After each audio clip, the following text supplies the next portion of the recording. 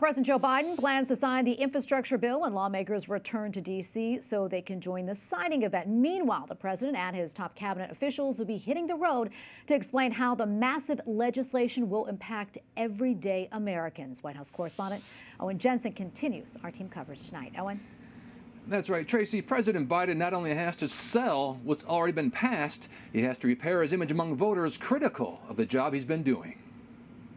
President Joe Biden and First Lady Jill Biden return to the White House. The president's signature, all that's needed now to make his bipartisan infrastructure deal a done deal. The White House releasing this statement this morning, saying the newly passed legislation makes the largest investment in passenger rail since the creation of Amtrak. The deal will invest $66 billion to provide healthy, sustainable transportation options for millions of Americans by modernizing and expanding transit and rail networks across the country. In the daily White House press briefing, the transportation secretary was called in to get the word out. And going to replace thousands of outdated buses with clean zero-emission vehicles and aging rail cars with state-of-the-art new ones. The Biden administration has to sell it, essentially explaining to Americans what they just paid for. And it's going to strengthen our supply chain by improving our ports, our airports, and our freight rail.